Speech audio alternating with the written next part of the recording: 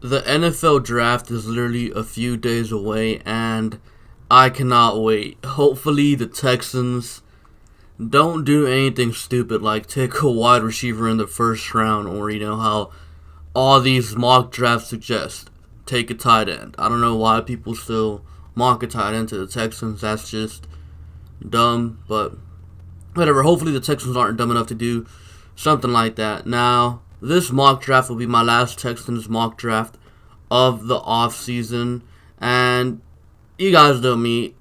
I don't like doing trades, but in this one, I did include a trade, and let's talk about that right now, because it is a first round trade. I've seen pretty much everywhere that if the Texans are going to trade in the first round, they're not going to trade up for a player. They're more likely to trade down and pick up an extra pick down the line. So, we went ahead and did that. So, what I did is I traded the Texans' 2019 first round pick to the Green Bay Packers for their first round pick, the 30th overall pick, and an additional third round pick.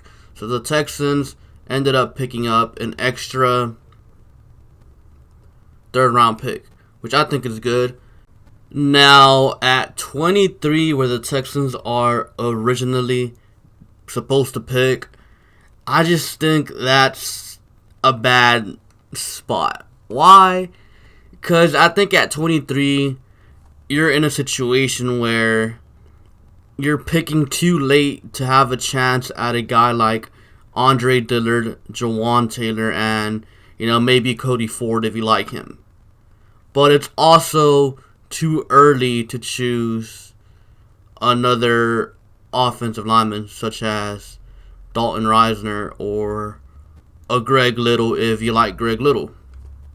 So what I did is I traded back because there was 3 offensive linemen on the board when I was picking at 23. It was Bradbury, Lindstorm, and Dalton Risner. I am not going to pick a guard. The Texans aren't going to pick a guard in this draft. I just do not see it. I see them picking a tackle in the first round. So, I took a chance with it. I traded back hoping that Dalton Risner would still be there, and he was. So the 30th overall pick in the first round, I had the Texans selecting Dalton Risner, and I believe I picked Dalton Risner in like 3 out of my 4 mock drafts. So pretty sure you guys are familiar with him. Starting right tackle for Kansas State, 6'5", 210 pounds. He's a good run blocker, good pass blocker. He is polished. So Mike Devlin doesn't really have to lay a finger on him. We don't have to worry about Mike Devlin not being able to develop him.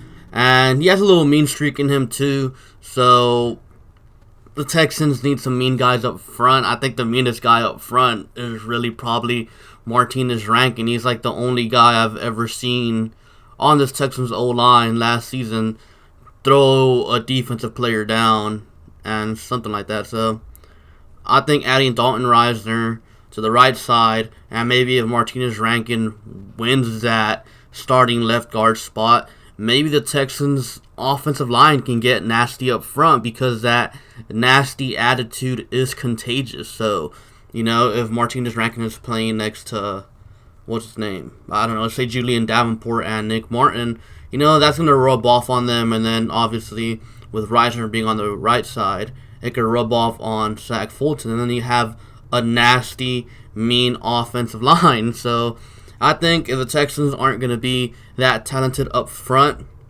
at least be nasty, At least make people hate playing you because you play dirty. At least I hope. Anyways, in the second round, I have the Texans selecting Amani Aruwari, corner out of Penn State. I believe I picked him in my last mock draft, but I'm pretty sure I've picked him before, that's for sure. Now, he's 6'2", 205 pounds. He can play man coverage and zone. He's a great press corner. He doesn't panic. He's physical with the receivers at the line of scrimmage. I do believe, however, that he has to win at the line of scrimmage because I don't think he has the long speed to really keep up with these faster receivers. But, I mean, that's okay with me. You already have Roby, who I'm really not a big fan of, but if you really need someone to chase down the fast receivers, you got him.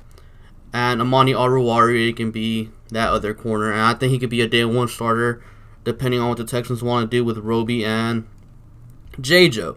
Now, with the second round pick, the one right after the first one, I ended up picking another corner. And I picked Justin Lane, corner out of Michigan State. Now, the fact that I traded back and picked up an extra third rounder, I think it's okay to double dip at corner in this situation because the Texans are in dire need of corners. And if you just pick Amani Oruwariye, your corners are Aaron Colvin, Jonathan Joseph, Oruwariye, and Bradley Roby. Not really a group that would really intimidate anyone. And if you lose one of them, things aren't going to go too well. The Texans lack depth at the corner position. Jonathan Joseph and Bradley Roby are both going to be free agents next season. So pretty much next season, you're going to be in the same situation where you have no corners. So double dip at corner, get you someone that can start as well. And that's Justin Lane. He's 6'2", 185 pounds. He's really good in man coverage, also really physical at the line of scrimmage. He's a former receiver, so he has great ball skills. He can track the ball really well, and he actually has great route recognition. He's an outside man corner, and he tackles pretty well. His problem, he can't play zone, so he's going to be limited to playing just man. And, that's okay because the Texans want man corners. So here we go. We got another man corner. So now your corners are Amani Oruwariye, Bradley Roby, Justin Lane, J-Joe, and Aaron Colvin. I would feel really comfortable going into the season with that group. Obviously, Oruwariye and Justin Lane will have to grow, and that's totally fine with me. Maybe towards the end of the season, they could both be our starting outside corners, and I'd be way more than fine with that. Meaning next season, whenever Joseph probably retires, and I do not know if we'll re-sign Roby, probably not, then we really aren't going to be in a situation where we really need corners because we got Oruwariye and Justin Lane. Now, with the third round pick, the one I picked up from Green Bay, I ended up picking Deontay Thompson, safety out of Alabama. So, I went DB with back-to-back picks because the Texans secondary needs some help. Now, Deontay Thompson, I'm bringing him in to be that third safety, that Andre Howe role. I think Deontay Thompson fits that role pretty well. He's 6'1", 195 pounds. He has good range. He's aggressive. He attacks the ball really well. He reads the plays really well. He's a good deep zone safety. That's pretty much Andre Howe's role. Andre Howe was a ball hawk. I could see Deontay Thompson being that guy as well. So in certain situations, what the Texans would do is they would leave Andre Howe being the deep zone safety back there. Or, they'd leave Andre Howe and Justin Reed being the deep zone safeties, and the other safety would come down and play closer to the line of scrimmage. So I could see that happening. You have Justin Reed and Deontay Thompson back there a while. Tashawn Gibson comes down to cover the tight end closer to the line of scrimmage. And I would absolutely love that. Now, Deontay Thompson does have some flaws in his game. He is an inconsistent tackler, meaning he doesn't wrap up. He also tackles recklessly, meaning he just throws his body to the, ball carrier, and that's kind of an issue because in the NFL you need to wrap up. But then yet again, if you look at Andre Howe wasn't a great tackler by any means, so I think that's fine. I think he can learn to tackle better in the NFL. And if the Texans safeties, DBs going into the season, if it's Justin Reed, Tashawn Gibson, Deontay Thompson, Brianne Body Calhoun as that hybrid corner safety, and Justin Lane, Amani Oruwari, Bradley Roby, Jonathan Joseph, and Aaron Colvin, if that's our DB group, I'd feel pretty comfortable.